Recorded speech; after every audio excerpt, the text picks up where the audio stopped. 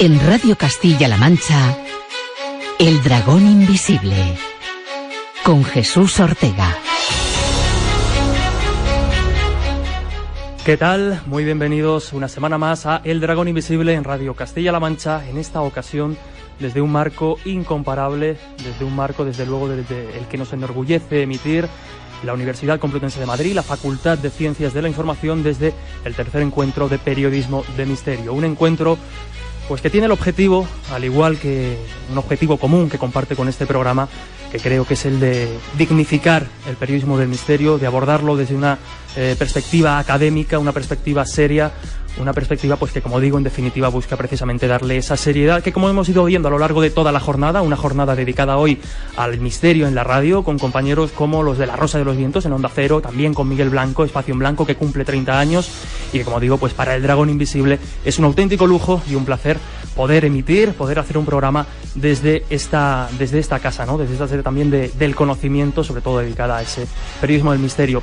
Como no, me gustaría agradecer enormemente pues a la organización, representada en cierto modo pues por Guillermo Verdín, también por Alejandra García, que nos hayan permitido, que nos hayan concedido esta oportunidad, que, como digo, desde luego nos alegra muchísimo y nos hace muchísima ilusión.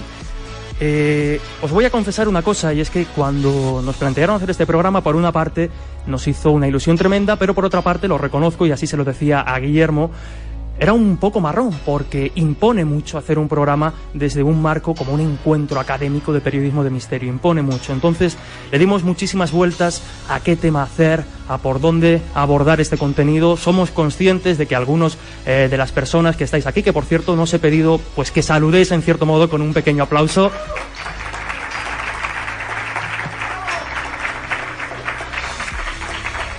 Como digo, le dimos muchísimas vueltas al tema que tratar. Y al final llegamos a una conclusión. Como ya es la última jornada, como ya es el colofón, digamos, a esta primera jornada del misterio en la radio, pues entendemos que algunos estaréis deseando también ir a casa, descansar, mañana toca más, y decidimos hacer algo que, bueno, hablar del misterio, dado que en este encuentro se está abordando desde la perspectiva de la radio y la televisión, abordarlo desde una perspectiva que quizá, pues por no ser tan periodística, por decirlo de alguna manera, no tiene cabida en el ámbito, digamos, más de jornadas al uso, y hablar, por decirlo de alguna manera, de el misterio como espectáculo, es decir, toda esa, pues esas alegorías, ¿no?, de fantasmas, espiritismos, poderes sobrenaturales, tratadas desde los escenarios, desde el mentalismo, desde el ilusionismo. También hablaremos de historia de la magia. A continuación, enseguida presentaremos a nuestros invitados de lujo, ahora veréis. Pero, como digo, decidimos hacerlo de esa manera, porque también al final tendremos una especie de prueba o de espectáculo, mini espectáculo de mentalismo, también para hacer esto un poco interactivo, para entretener un poco estos poco más de 50 minutos de radio que tenemos por delante. Y es que he de decir que no hace mucho, precisamente, asistiendo a una charla del invitado que tengo a mi derecha y que presento enseguida, me di cuenta de algo que en cierto modo ya era consciente, y es que parece que a veces tenemos una especie de cerrazón desde el periodismo del misterio a centrarnos en A, B y C, y no salir de ahí, no salir de esos márgenes. Y lo cierto es que cuando acudimos a otras disciplinas, como digo, como la historia de la magia, como el ilusionismo, el mentalismo, que muchos compañeros defienden que es fundamental para la investigación de fenómenos paranormales, tener un equipo multidisciplinar y sobre todo entre ellos a un ilusionista o un mentalista. Pero, como digo, cuando acudimos a la historia de la magia, nos damos cuenta de que nos cambia un poco la perspectiva, nos cambia un poco el chip y la manera de enfrentarnos a esto que llamamos misterio. Y es precisamente lo que esta semana, en este programa tan especial, queríamos traer aquí, a la Universidad Complutense. Sin más dilación, voy a pasar a presentar, como digo, a nuestros invitados de absoluto lujo. Yo así lo pienso, y creo que cuando termine el programa y los escuchéis todo lo que tienen que contar, creo que vais a coincidir conmigo en esa opinión. Pero por un lado tenemos a Ramón Mairata. Él es especialista en la evolución e interpretación del ilusionismo a lo largo de la historia. Como digo, un auténtico sabio que tiene mucho que contar, y desde luego pues es un auténtico placer saludarte, Ramón, en El Dragón Invisible. Bienvenido. ¿Qué tal? ¿Cómo estáis? Y como no, para completar también al otro lado de la balanza, Ramón nos avalará un poquito más de esa historia de la magia, que es, por así decirlo, su especialidad. Pues hemos traído la parte más práctica, hemos traído a un mentalista, a Pablo Reijestein. Y como, pues al igual que Ramón, de verdad es un auténtico lujo contar contigo. Pablo, bienvenido. Gracias, un placer estar aquí con todos vosotros. Y como para entrar ya en materia, para ir, como digo, acondicionando un poco este espacio, para que veamos un poco ese misterio desde el punto de vista del ilusionismo, de la magia, Ramón, me gustaría hacerte la primera pregunta. Es muy básica, pero creo que sirve para contextualizar muy bien. Es evidente que el concepto de magia, quizá no tanto como lo conocemos hoy en día, pero sí que el concepto de magia, en lo que tiene que ver pues con esa especie de hacer visible lo invisible en el plano físico, esas fuerzas sobrenaturales enfrentadas, nos acompaña al ser humano desde la más remota antigüedad, ¿no? Sí, exactamente. La diferencia, por ejemplo, este libro se puede considerar una historia de la magia. Sí, permíteme, Ramón, porque es verdad, no lo he mencionado. Ramón es autor de un libro que acaba de salir y que desde luego recomiendo desde ya, Fantasmagoría, Magia, Terror, Mito y Ciencia, editado por La Felguera Editores, y vais a ver que algunas de las cosas que va a contar precisamente están reflejadas y ampliadas en este libro, así que si os interesa, pues yo creo que lo mejor es acudir a él. Y ahora, perdona, Ramón, te dejo continuar, como decía, pues, con esa... Pues efectivamente, en un sentido amplio que significa que desde el comienzo de los tiempos, la magia lo que ha pretendido es hacer visible aquellas cosas que no existen en la realidad física, sino que existen en nuestra mente, en la psique, los deseos, los sueños, los pensamientos, los dioses, etcétera. Entonces, en ese sentido amplio, este es el concepto de magia que desde los tiempos más primitivos se ha practicado, que se modifica fundamentalmente en distintos momentos de la historia con el avance de una concepción no mágica de la vida, sino racional, que se enfrenta a esa concepción mágica y que produce la desacralización de la magia. Es decir, que las gentes que ven cualquier efecto mágico ya no lo imputan a la intervención de agentes exteriores, de fuerzas sobrenaturales, sino que piensan que tienen una realidad, una causa física que la produce. Entonces, a partir de ese momento es cuando ese conocimiento mágico se transforma en ilusionismo, se convierte en un espectáculo, se desacraliza esa concepción, se convierte en un espectáculo cuya misión dentro del mundo contemporáneo es precisamente provocar la sensación de misterio, aunque sea brevemente, en un determinado momento, que el avance de esa concepción racional del mundo pues había desterrado, y no solamente desterrado, sino que provocaba evidentemente una sensación de decepción ante las cosas. Uh-huh. ¿Quiénes eran, digamos, por ponernos algunos ejemplos, ¿no?, los poseedores de la magia, por así decirlo, en la antigüedad? Gente como los chamanes, ¿no? Luego también la religión. Realmente, si os fijáis, lo que podíamos hablar de que las primeras religiones, las religiones chamánicas, que se encuentran dentro de este otro orden de cosas, dentro de un planteamiento mágico, una concepción mágica de las cosas, pues lógicamente no establecen relaciones de causa y efecto, sino que consideran que en el mundo hay una serie de entidades, muchas de ellas sobrenaturales e invisibles, que son las que están actuando para producir la mayor parte de los fenómenos. Entonces, si nos situamos, por ejemplo, en una de las cuevas prehistóricas absolutamente llenas de dibujos, etcétera, nos damos cuenta, y digamos que los antropólogos han podido reconstruir estos procesos porque el chamanismo llega hasta nuestros tiempos y se ha sido practicando en muchísimos lugares, pues que el chamán, por ejemplo, cuando se enfrenta a una curación, pues normalmente acude a lo que hace es una representación de aquello que se supone que no se ve, pero está ocurriendo en el interior de la persona que está enferma. Claro, porque, Ramón, llega un momento en el que las gentes, digamos, necesitan tener alguna prueba de que ese algo invisible que puede estar dentro de alguien por una enfermedad, necesitan verlo, ¿no? Necesitan ver algo físico para, digamos, darle Sí, y necesitan comprenderlo, y para comprenderlo necesitan experimentarlo, no solamente como dolor, sino también como conflicto, como enfrentamiento entre esas fuerzas en su interior. Entonces el chamán suele acudir pues a cualquier elemento que permita esa representación. Acude a las máscaras, acude a las sombras, acude a la pintura que orna la mayor parte de las cuevas, acude a la representación teatral, acude a la música, acude a la danza, y en un determinado momento, además, es preciso hacer claramente y evidentemente visible ese proceso de curación. Y entonces es cuando acude al escamoteo, es cuando acude al ilusionismo. Esto es lo que llamaríamos, y lo hablábamos un poquito antes, la trampa sagrada. La trampa sagrada. En un determinado momento el chamán hace aparecer, por ejemplo, un objeto oscuro, aparentemente lo extrae del cuerpo de la persona enferma, con lo cual lo que está es visibilizando que el mal ha sido conjurado. A veces no es un objeto, sino que puede ser perfectamente una pequeña culebra o cualquier animal que representa el mal.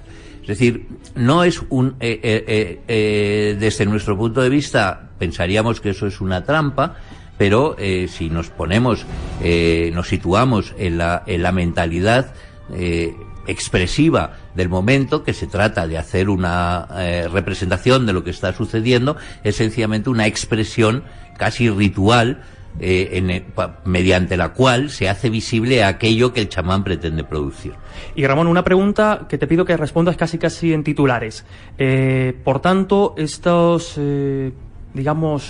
juegos o estas ilusiones que creaban para representar esto los antiguos, en cierto modo nos estarías diciendo que gente como los chamanes o las antiguas religiones lo que hacían era escamoteos, juegos, ilusiones para representar algo que ellos no vendían, pero sí que se generaba como algo sobrenatural. Bueno, sí, cuando de pronto se extienden otros conceptos de la religión en Egipto, en Grecia o en Roma, pues es cierto que, por ejemplo, el ilusionismo, el conocimiento de una serie de procesos ilusionistas que ya están ligados a un mayor desarrollo de los conocimientos de la óptica, de los conocimientos de la mecánica, de los conocimientos de la física, etcétera, pues lo que permiten es lo que se llama la epifanía de los dioses, la visión de los dioses. Hay una serie de testimonios, por ejemplo, contamos con los fantásticos libros de Herón de Alejandría, en donde reproduce gran parte de las ilusiones conocidas por los sacerdotes de los templos, en este caso alejandrinos, que permitían la visibilidad de los dioses en algún momento. Ese tipo de ilusiones muchas veces eran mecánicas, otras veces se utilizaban procedimientos neumáticos, muchísimas veces se utilizaba la catóptrica, la ciencia de los espejos, porque el conocimiento de la reflexión es algo que ya existía en aquellos tiempos, y a veces también se utilizaba la química. Pablo, vamos a dar un salto abismal en el tiempo y vamos a ir situándonos ya pues en ese siglo XIX, siglo XX, aunque también le preguntaré a Ramón después por un personaje muy curioso del siglo XVIII y que tiene que ver con la fantasmagoría. Pero si tuviéramos que hablar, tú que estás acostumbrado precisamente pues a tratar con el público, ¿no?, que eres especialista en este arte del mentalismo, ¿cuándo podríamos situar, bueno, en primer lugar, qué es el mentalismo? Porque yo sé que esto de las disciplinas mágicas a veces es muy genérico y no tenemos muy bien controladas las nociones de qué es exactamente. ¿El mentalismo qué sería? Sí, pues mira, yo es lo que comento un poco siempre. El mentalismo, incluso hoy en día, dependiendo un poco de la zona geográfica en donde se emplee la palabra, va a simbolizar o va a querer decir una cosa u otra. En América, en Latinoamérica, por ejemplo, muchas veces un mentalista sigue siendo algo también muchas veces similar a un vidente. Mi concepción del mentalismo es lo que podría decir es que un mentalista es un ilusionista que emplea sus 5 sentidos para generar la sensación de un sexto sentido, o para desarrollar incluso un sexto sentido. Esa es la definición que últimamente, aparte, no se sabe exactamente quién es el autor, porque hay varios autores que se atribuyen la definición, pero es una definición que a mí me parece muy interesante. Pero vamos, si nos vamos, como tú dices, por ejemplo, al siglo XX, para mí un poco la época de esplendor del mentalismo dentro del siglo XX sería un poco los años 20, 30, 40, donde surgen mentalistas maravillosos como Hahnemann, y en Alemania Erik Jan Hanussen, por ejemplo, que se hace un personaje muy popular, donde incluso tiene un nightclub que se llama El Templo del Oculto, graba películas y tiene una vida muy polémica realmente, donde, bueno, a pesar de ser judío y ocultarlo, y a pesar de haber trabajado, por ejemplo, como desde cantante de ópera hasta contrabandista, hasta artista de variedades, finalmente encuentra ese camino del mentalismo, donde también emplea técnicas como la hipnosis, incluso termina trabajando para el Partido Nacional Socialista en Alemania, para Hitler. Hay algunas fotografías incluso donde dicen, hay algunos relatos y fotografías donde está él con Hitler, y donde incluso dicen que Erik Jan Hanussen le asesoró a nivel para hablar un poco a nivel de lenguaje no verbal, ¿no? De comunicación no verbal, y cómo incluso, y a nivel también de comunicación, cómo empleaba él sus manos. También están, si vamos yendo un poquito más para atrás en el tiempo, finales, el siglo XIX, están los hermanos Davenport. Que... Además, con mucha relación con Conan Doyle y Houdini y esas historias, ¿no? Porque eran unos defendidos, por decirlo de alguna manera, de Conan Doyle. Sí, y de hecho, primero surgen dentro de lo que es el espiritismo las hermanas Fox, donde se comunican con el más allá. Te voy a hacer una pregunta sobre las hermanas Fox, porque es un tema que yo sé que muchos oyentes y muchos compañeros de la sala tienen ya más que trillado, pero parece que no entran, porque está demostrado, y así lo confirmaron ellas, que las hermanas Fox no tenían poderes sobrenaturales, sino que, bueno, fingieron de alguna manera, ¿no? Sí, pues sí, en principio, claro, es que luego hay... según la historia, según quién lo ha contado, según cómo llega a cada uno de nosotros, pues va a llegar de una forma o de otra. Las hermanas Fox, para los que no las conozcáis, son las iniciadoras, en cierto modo, de lo que conocemos hoy como el espiritismo moderno, esa doctrina, esa casi religión que mantiene la posibilidad de que las almas sobreviven y que, bueno, en cierto modo podemos comunicarnos con los espíritus desde el más acá al más allá. Y como está diciendo Pablo y está explicando, son las iniciadoras con una historia. El señor Pezuñas decían que se aparecía en su casa, 1848 aproximadamente, una serie de golpes, empieza también un poco la especie de transcomunicación, empieza a oficializarse de algún modo, y bueno, parece ser que este ser se comunicaba con ellas. Luego se demostró que estos ruidos, estos raps, como se conocen en parapsicología, eran unos ruidos que ellas mismas provocaban, ¿no? Exactamente. Y de hecho, después de las hermanas Fox, llegan los hermanos Davenport, y lo que hacen ellos es precisamente dar el salto de las sesiones pequeñas de espiritismo a los grandes teatros, donde, bueno, se comunican supuestamente con el más allá, encerrados en unos armarios. Te iba a preguntar precisamente por ese juego famoso de los hermanos Davenport, porque si no recuerdo mal, se conocía algo así como la cabina espiritista. La cabina espiritista. Ellos entraban atados de pies y manos. Bueno, te dejo que lo cuentes tú, porque seguro que lo explicas mucho mejor. Yo puedo contar, Ramón, no sé si también tienes algún dato sobre los hermanos Davenport. Evidentemente no lo he dicho, pero sabéis que podéis intervenir en cualquier momento. Esto es una tertulia. Sí, bueno, los hermanos Davenport tenían una cabina en la que se introducían, eran atados completamente. La cabina estaba llena de una serie de instrumentos musicales, tenía unas cortinas, las corrían e inmediatamente los instrumentos empezaban a tocar. Entonces descorrían inmediatamente las cortinas, y los hermanos Davenport seguían atados, de modo que sugerían que esos instrumentos habían sido tocados por determinados espíritus que habían aparecido en aquel momento, ¿no? Entonces, Pablo, tú recuerdas que hay un mago muy famoso, un ilusionista, que fundó uno de los grandes teatros de magia ilusionista, que es el famoso Egyptian Hall de Londres, inventor de una gran cantidad de efectos de magia, y este hombre por aquel entonces no era mago. ¿Cómo se llamaba, Ramón, este hombre? Se llamaba Maskelyne. Y curiosamente, lo hablábamos antes, era el abuelo de otro famoso mago que aparecerá durante la Segunda Guerra Mundial. Pues sí, porque ha habido una novela, además, que lo ha popularizado en España, que se llama El mago de la guerra, Entonces su nieto, Jasper Maskelyne, pues estuvo al servicio de las tropas de Montgomery contra el general Rommel, y entonces, mediante técnicas ilusionistas, lo que hizo es multiplicar los ejércitos de Montgomery ante la inteligencia alemana, dando la sensación de que tenían una cantidad de tropas que no tuvieron jamás en la vida. Lo que hacía precisamente para, digamos, crear esta sensación era utilizar, básicamente, por decirlo muy sencillamente, ejército de cartón piedra. Es decir, ponía falsos soldados para generar esa sensación de un ejército mucho mayor y, bueno, pues asustar un poco al enemigo, en este caso al Tercer Reich. Efectivamente, pues el abuelo de este hombre pues asiste a una representación de los hermanos Davenport. Los hermanos Davenport vinieron por España, viajaron por todo el mundo, fueron una auténtica notoriedad en aquel momento, ¿no? Fijaos que estamos hablando del siglo XIX, justo en un momento en que se ha producido esa gran revolución mental de la que antes hablábamos, ¿no? El triunfo de la razón, el iluminismo, etcétera, y de pronto surge una reacción ante eso que sería el espiritismo. Y entonces, claro, si eso es cierto, pues cambia completamente el pensamiento y el desarrollo de la ciencia en pleno siglo XIX. Entonces este hombre asiste de pronto a una representación de los Davenport y un día, otro día empieza a estudiarla y entonces empieza a concebir cómo realizar aquello mismo, pero sin recurrir a la idea de que intervienen espíritus, sino utilizando su inteligencia y buen arte.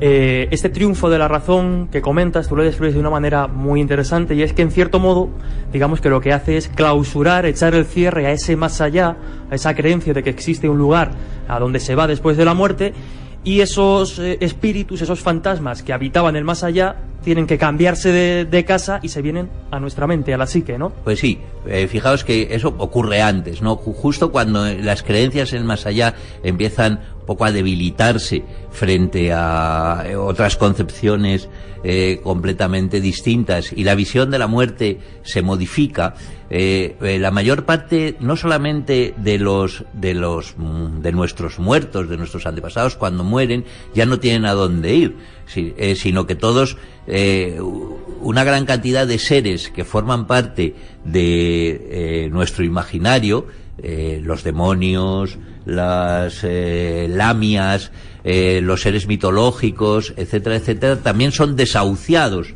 del otro mundo y entonces se refugian en nuestra mente y además se hacen de pronto visibles a través de un espectáculo maravilloso que es el espectáculo de la fantasmagoría. A finales del siglo XIX se hacen visibles a la gente en la forma de nuestros miedos, de nuestros terrores.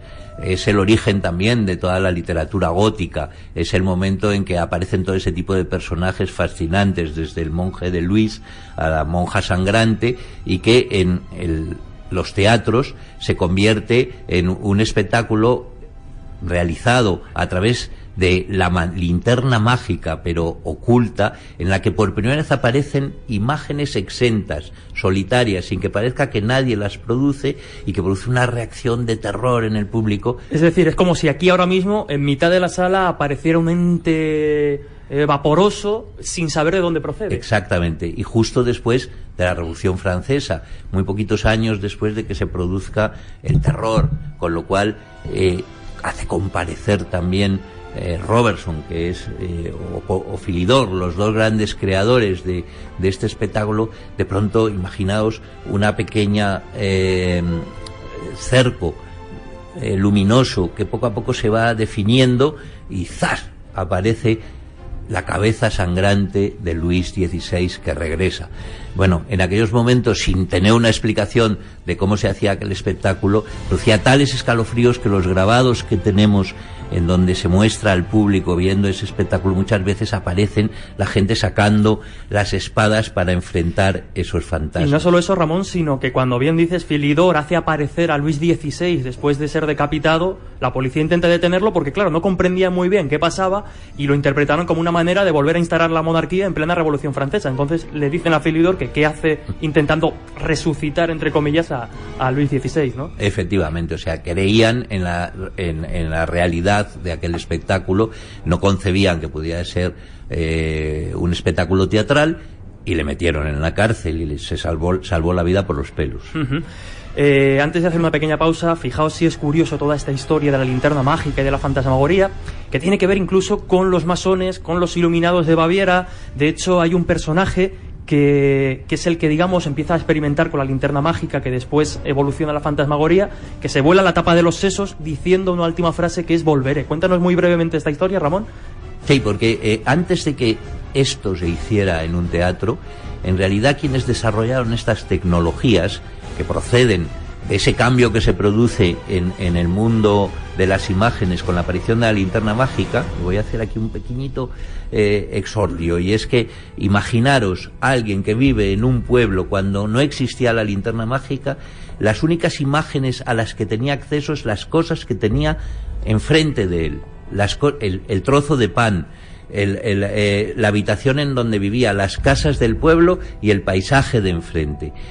El resto de las cosas eran imágenes que solamente se podía conocer a través de los libros, de grabados, etcétera, que estaban lejos de la posición de la mayor parte de las gentes que no tenían unos grandes medios, con lo cual jamás en su vida había visto un palacio, jamás en su vida había visto un camello, jamás en su vida había visto nada que no estuviera dentro de la comarca en la que vivía. Entonces, por primera vez la linterna mágica lleva a los lugares más remotos imágenes del mundo exterior, pero de pronto a la linterna mágica se le da la vuelta y lo que nos muestra son imágenes de nuestro interior, nuestros terrores, nuestros miedos, etcétera. Y esto en gran parte es obra de los masones, de determinados masones. En Alemania, en Leipzig, un masón llamado Schoeffer empieza a hacer una serie de espectáculos en un café que de su propiedad, en el que hace aparecer a seres que vienen del otro mundo. Las gentes le piden que comparezcan sus deudos que han muerto, y él consigue hacerlos aparecer en esos espectáculos, pero de pronto empieza a tener tal éxito, amasa una fortuna enorme, que empieza a producir la envidia por parte de otros masones que empiezan a presionarle de tal modo que un día este hombre no puede más, y entonces, tras hacer aparecer una especie de espíritu negro terrible que atraviesa el café como un torbellino, expulsarle y sustituirle por otro espíritu blanco, etcétera, cuando llega el espíritu blanco le dice: espérame, me voy contigo, saca una pistola de su que tenía en aquellos momentos entre sus ropas, la acerca a su sien y se levanta la tapa de los sesos, no sin antes decir: volveré. Pues con ese volveré hacemos una breve pausa y continuamos enseguida con nuestros invitados Pablo Reichenstein y Ramón Mairata.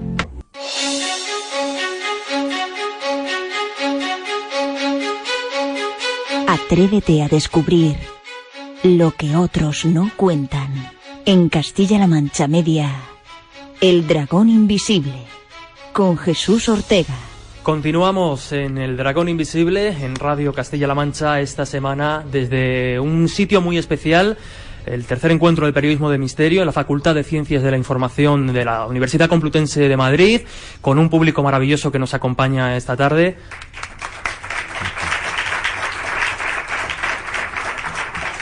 Un público entregado también, disfrutando de la historia de la magia, del espiritismo, de historias fascinantes. Pero hemos hablado, como bien digo, de esa historia oculta, poco conocida, de la magia, de la fantasmagoría, de la linterna mágica. Y ahora vamos a hablar también un poquito más de mentalismo. Nos acompañan Ramón Mairata y Pablo Reichenstein, mentalista, que bueno, pues ahora está en el Palacio de la Prensa con Mentalismo en el cine. Si no me equivoco, Pablo, el espectáculo de mentalismo que más tiempo lleva en cartel, digamos, en España, ¿no? Exactamente, va a hacer 5 años ahora en junio, y de seguido es un espectáculo que de continuo es el que más tiempo lleva. Y un espectáculo que genera también ciertas polémicas, porque no sé si recordáis una noticia que aparecía hace unas semanas, hace unos meses, y es que durante un espectáculo de hipnosis había tenido que acudir un equipo sanitario para atender a uno de los asistentes. Pues ese espectáculo era el de Pablo, así que tener cuidado, no sé cómo vais a salir de aquí esta tarde. Pablo, cuéntanos un poco sobre brevemente, para ir muy brevemente. Básicamente ha sido una noticia muy polémica, de hecho se ha traducido a varios idiomas, Sí. pero sobre todo yo creo que es por lo que pasó no fue tampoco tan espectacular, o sea, es un espectáculo muy interesante y sobre todo fue a lo mejor el marco donde se dio. El marco es un espectáculo de mentalismo con hipnosis y una persona del público, cuando terminó el espectáculo, una persona que no había participado, me dicen que parece que está hipnotizada, que está en un trance hipnótico. Entonces yo me acerco y veo que efectivamente parece que está en un trance hipnótico. Lo que pasa es que la hipnosis es inocua. Por lo menos la hipnosis que yo hago, está la hipnosis terapéutica, que es la que se puede emplear para terapia clínica, y está la hipnosis teatral, que es la propuesta que yo hago, que es donde empleo una técnica de hipnosis para contar, como he dicho al principio, una historia y hacer que la gente viva una serie de experiencias. Lo que puede pasar en mis espectáculos es que como máximo una persona se quede dormida y que se despierte como de una siesta o de un sueño, con un proceso de trance hipnótico. En este caso, la persona despertó al tiempo. Lo que pasa es que, como pasa en cualquier espectáculo, si alguien ves que no se encuentra bien, pues se llama al SAMUR, vino el SAMUR y no despertaba, pero finalmente despertó. Lo curioso de esta situación es que no había participado, como digo. Siguiendo las pautas que yo daba desde su butaca, la persona quedó lo que parece ser un trance hipnótico. Digo parece ser porque luego hay una polémica también en torno a si la hipnosis es un trance. Dependiendo de la escuela de hipnosis con la que se hable, te va a dar una definición u otra. Así que, de todas formas, al finalizar el programa, voy a proponer un ejercicio de hipnosis colectiva para todos. Ir marcando el número de emergencias, por si acaso. Pablo, también te quería preguntar, evidentemente, estamos hablando del tema de la hipnosis, de que gente que puede pensar que son actores, pero claro, estamos en un programa en el que el misterio tiene, y no solo en un programa, sino un encuentro, ¿no?, en el que el misterio tiene un peso muy importante. Como mentalista, me gustaría conocer tu opinión, por ejemplo, cuando asistes o cuando ves una supuesta demostración de poderes paranormales. Por ejemplo, pues alguien que dice ser medium. Normalmente tú con tus conocimientos, con tu formación, sueles encontrarte o suele darse de manera muy común el fraude o el engaño, es decir, vistiendo el mentalismo de poderes paranormales. Lo dices en concreto en relación al caso que salió hace poco en Cuarto Milenio. Sí, donde te lo digo porque además fue el caso que tú asististe, pero sí, claro, vemos una serie de imágenes que a priori no tienen explicación y siempre, como decía al principio, para los interesados en estos temas, la figura de un mentalista, un ilusionista, es muy importante a la hora de abordar este tipo de fenómenos. Me gustaría conocer, pues eso, tu opinión sobre este tipo de casos. A ver, en el caso en concreto del poltergeist que me llamaron para analizar en Cuarto Milenio, pues sí, había una explicación menos fantástica y paranormal. Está por ahí el programa en concreto, sí, lo pueden ver, pero a mí yo vuelvo a pensar que la figura del chamán, de la bruja, este tipo de personajes creo que han sido muy importantes en la historia, y creo que han sido también en otros momentos incluso el psicólogo que en el pueblo no existía, y la bruja te podía aconsejar haciendo pues un ritual o diciendo unas palabras que tenías que decir. Que hoy en día se emplee de otra forma y esté puesto en tela de juicio, pues también, por supuesto, pero aún así yo sigo pensando que incluso dependiendo, o sea, claro, no voy a decir, no voy a defender a una vidente, por ejemplo. Vidente.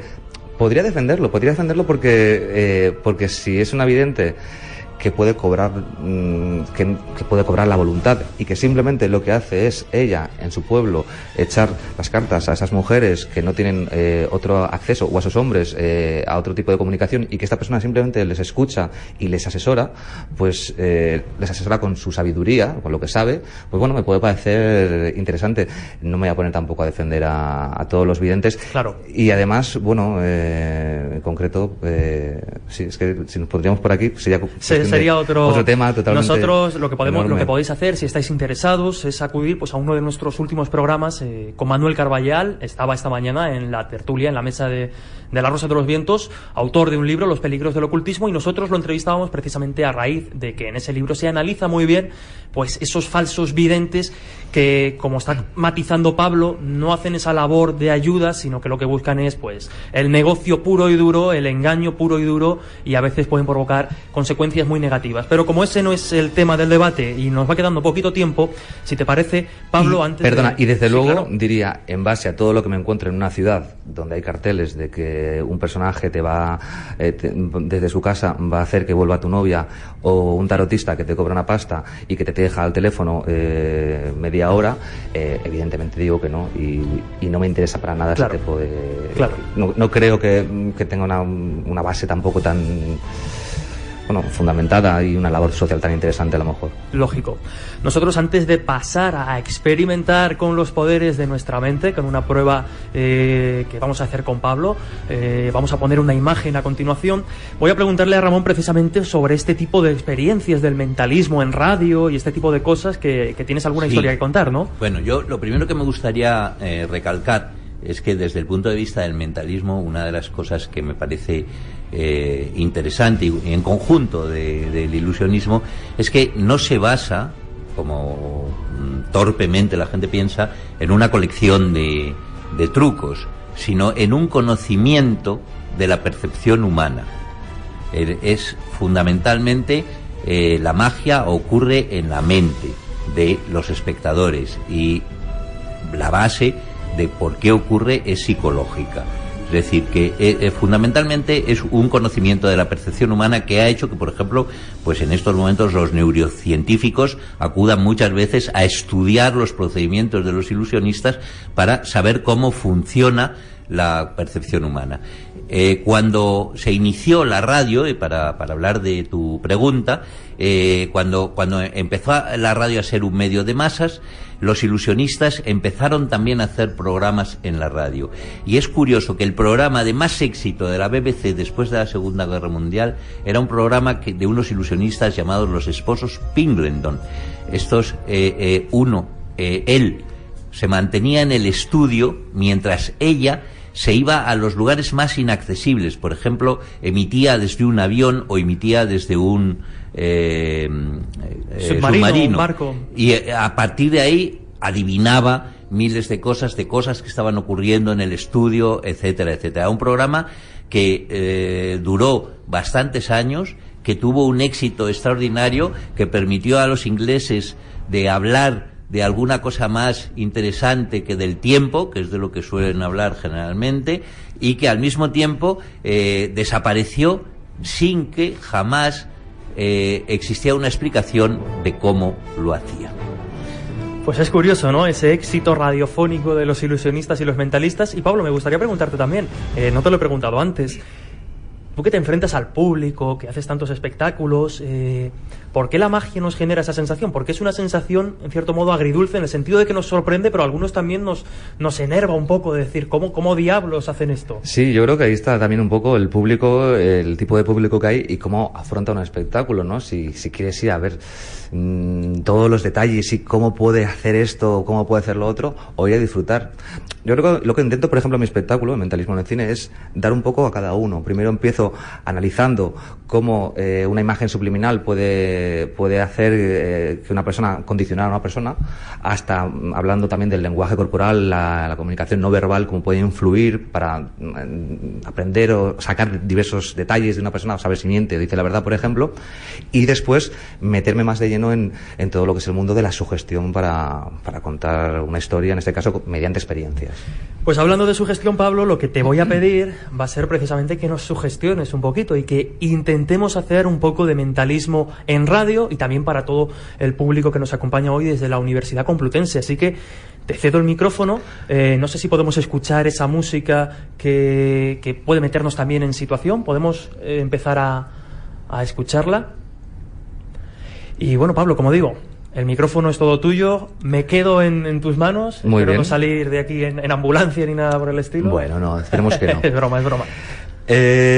Vamos a empezar con una experiencia, de hecho, similar a la que hacía otra persona que también, otro gran mago que trabajó en la radio, que era Joseph Dunninger.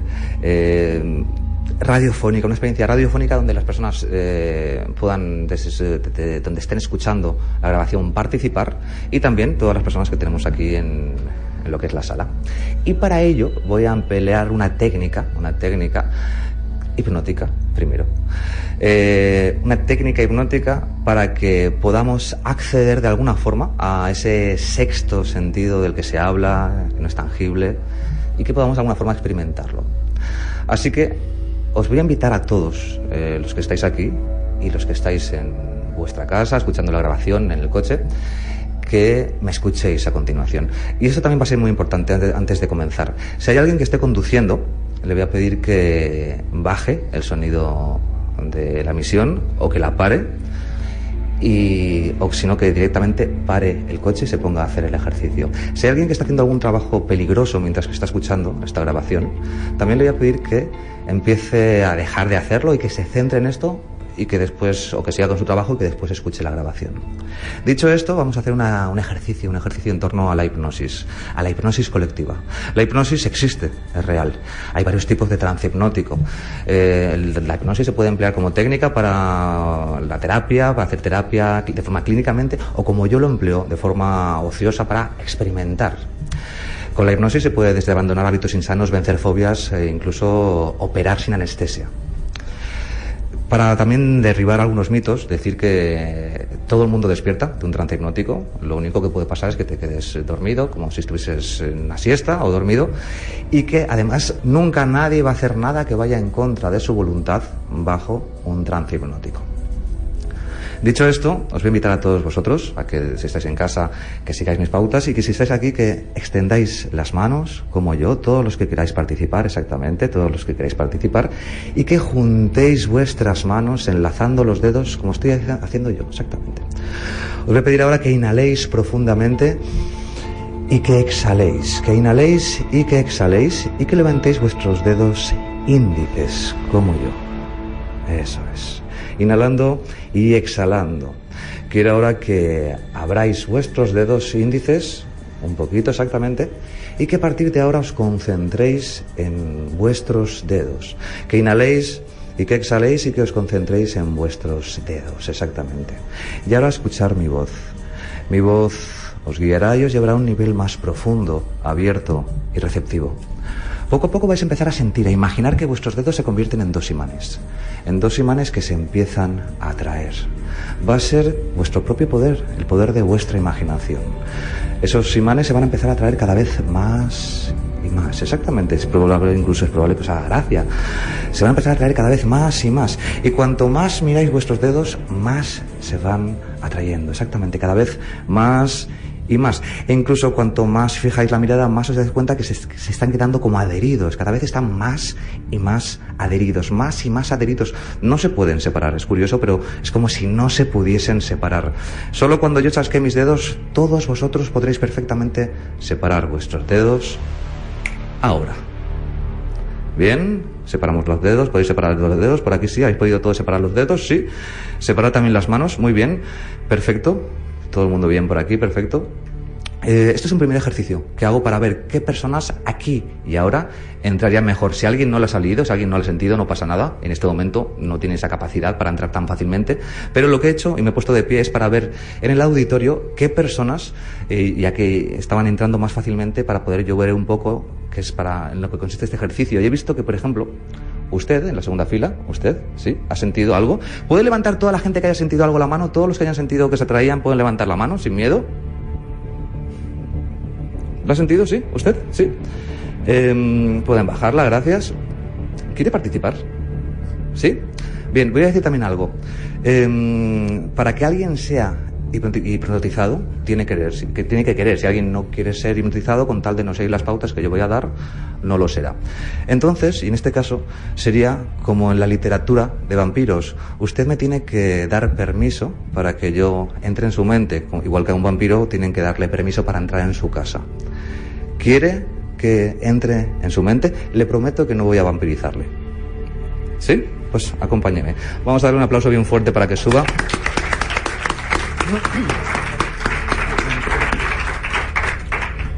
Bien, te voy a pedir que por favor te sientes por aquí. ¿Cómo te llamas? Mohamed, bien, lo puedes decir aquí el micrófono, exactamente. Esto es importante también que quede claro, no nos conocíamos. Mira, vamos a hacer ahora, y ahora lo que viene lo curioso, un ejercicio contigo, ¿de acuerdo? Así que lo que vamos a hacer va a ser que te voy a pedir que centres tu atención en un punto enfrente de la sala, por ejemplo, ese punto negro que tenemos ahí, ¿de acuerdo? Que centres tu atención en ese punto. Perfecto. Te voy a pedir que inhales y que exhales. Con cada inhalación y con cada exhalación te vas a concentrar más en ese punto. A partir de ahora solamente importa mi voz, exactamente, guíate en ese punto, solo importa ese punto, y vas a ir fijando más y más la atención en ese punto. Muy bien, con cada palabra que yo diga vas a centrar más y más la atención en ese punto. Con cada inhalación y con cada exhalación vas a concentrarte más y más en ese punto, exactamente. Y poco a poco vas a empezar a darte cuenta como si los párpados empezasen a pesar, van a empezar a pesar cada vez más y más. Y de hecho tú no vas a luchar contra esa pesadez, van a empezar a pesar cada vez más y más, más y más, y no vas a empezar a luchar, exactamente, vas a dejar que empiecen poco a poco. Voy a contar ahora de 5 a 1, y cuando llegue a 1 tendrás mucho más sueño. 5, solo importa ese punto, cada vez estás más y más relajado. 4, vas teniendo cada vez más y más sueño. 3, los párpados empiezan a cerrar, exactamente, se empiezan a cerrar, vas dejando de luchar contra eso. 2, tienes cada vez más y más sueño, cada vez más y más sueño.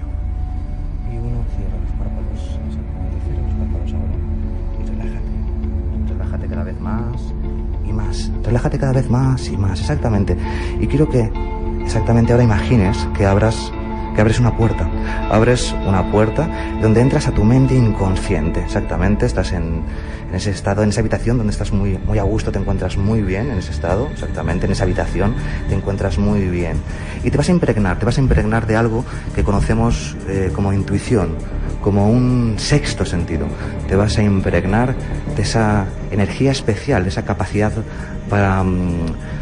esa sensibilidad especial, incluso que podría ser como telepática, te vas a impregnar con ella. Voy a contar de 1 a 3 y cuando llegue a 3 podrás perfectamente abrir los ojos y despertar. 1, 2 y 3. Hola.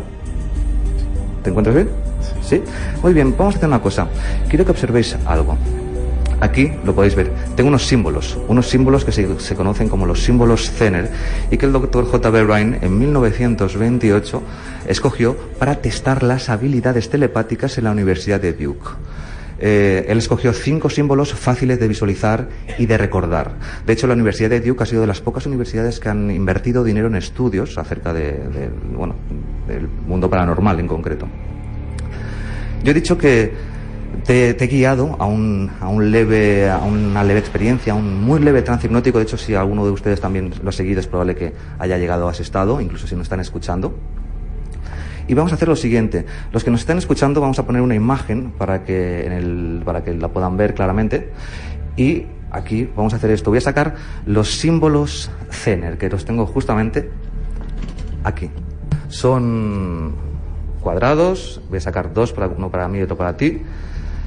Cruces, uno para ti y otro para mí. Ondas, una para ti y otra para mí. Círculos, una para ti y otra para mí. Y estrellas. Perfecto. Ahora viene lo interesante y lo curioso. Quiero que los cojas y que yo no los vea. Póntelos para que yo no pueda verlos, así, todos. Y quiero que los pongas así para que yo no pueda verlos, exactamente. Yo voy a intentar enviarte a ti ahora un mensaje mental, ¿de acuerdo? Y quiero que tú lo recibas, ¿de acuerdo?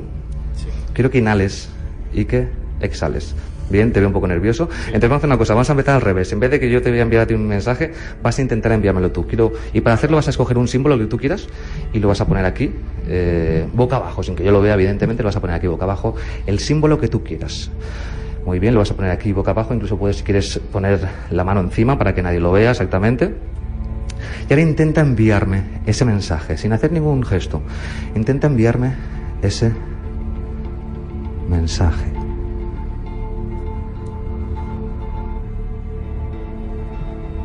Bien, quiero que por favor, vamos a levantarlas boca abajo exactamente para que también lo puedan ver por aquí. Por primera vez enseñes qué símbolo has escogido. Las ondas. Bien, perfecto. Vamos a hacerlo ahora a la inversa. vamos a ir un poco más allá. Ahora voy a ser yo quien envíe ese mensaje y quiero que tú lo captes. Vamos allá. Vamos a ver sin que nadie pueda verlo. Primero yo. Aquí está el mensaje. La carta, quiero que pongas tú la que tú consideres, la que tú quieras al lado, exactamente. Sí, la que tú consideres que en este momento puede llegar a tu mente ahora. Perfecto, así. Voy a ir poniendo yo también ahora otra más. Vamos a ver, sin que nadie lo vea, no quiero que nadie lo vea. Bien, creo que esta. Y quiero que tú también ahora pongas otra, la que tú quieras. Rápidamente, la que llegue a tu mente. Perfecto. Voy a poner yo ahora otro símbolo y quiero que tú también pongas el que llegue a tu mente ahora. Esto es. Perfecto. Vamos a enseñar las dos tarjetas que tenemos, que nos quedan. ¿Puedes enseñarlas? Sí. ¿Cuáles son? El cuadrado y eso. El cuadrado y las ondas. Bien, el cuadrado y las ondas. Ahora viene lo curioso y lo interesante. Voy a pediros a todos, aquí hay 3 tarjetas que vamos a coger ahora. Os voy a pedir a todos que os concentréis en qué símbolo llega a vuestra mente. A todos vosotros ahora. Coge por favor tus tarjetas, exactamente. Sí. Y vamos tal cual han quedado a levantarlas. Levanta la primera, la que tienes arriba. ¿Puedes enseñarla? La estrella. ¿Alguno le ha llegado la estrella por aquí? ¿Por aquí también? Sí, por aquí me están diciendo que sí. Están levantando la mano. ¿Quién más? ¿Por aquí? ¿Casi todos? Perfecto. Todos los que han hecho el ejercicio les ha llegado. Perfecto. La estrella. Si alguien en sus casas en este momento le llega también la estrella, que por favor lo comente. Vamos con el siguiente símbolo que tienes. El círculo también. El círculo. Y la cruz. Exactamente. La cruz. Bien. Si en casa, donde hayan escuchado esta grabación han sentido también todo esto que hemos hablado, lo han sentido algo, que por favor lo escriban por las redes sociales, que dejen el comentario.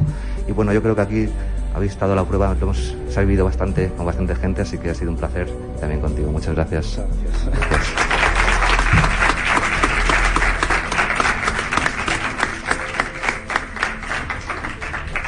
Pues ahí queda, ¿no? Asombroso. Esto quizá en otro contexto pues podría ser vendido, ¿no? Como un fenómeno, una capacidad, ese sexto sentido del que comentábamos. Y lo es, de hecho. Y de hecho, da igual cómo se haya provocado esto. La realidad es que se ha vivido y lo hemos percibido como una realidad y como una vivencia real. Eso es también lo interesante. Y así es como trabaja nuestra mente. Eso, como dices, es lo importante. Desgraciadamente no hay tiempo para más. Solo nos queda, como siempre, agradecer, pues en este caso, en esta ocasión, como digo, insisto, a la organización, a la Universidad Complutense, a la Facultad de Ciencias de la Información, a Guillermo Verdín, a Alejandra García, por habernos permitido estar aquí con todos vosotros. Agradecer enormemente vuestra presencia, también, como no, la del público de Radio Castilla-La Mancha, los oyentes de Radio Castilla-La Mancha que ahora mismo están al otro lado y que creo que, como todos los que estamos aquí, yo el primero, pues han quedado asombrados. Por último, el agradecimiento es, como no, para nuestros invitados de lujo de esta semana, Ramón Mairata, autor de Fantasmagoría. Muchísimas gracias, un placer. Y como no, pues a nuestro mentalista, a Pablo Reinstein, que bueno, pues tiene este espectáculo de mentalismo en el cine. Mentalismo en el cine, en Palacio de la Prensa, y Madrid Fenómenos Extraños los viernes también en un anticuario, algo muy especial. Algo muy especial, me lo dijo Ramón, y yo ya tengo casi la entrada para acudir porque es sorprendente. Así que por favor también un aplauso para Pablo. Gracias. Y sin más, pues el último aplauso para todos vosotros por habernos acompañado esta tarde aquí en el Dragón Invisible, en la Universidad Complutense. Muchísimas gracias y nos escuchamos en futuras ediciones. Un placer de verdad estar con todos vosotros.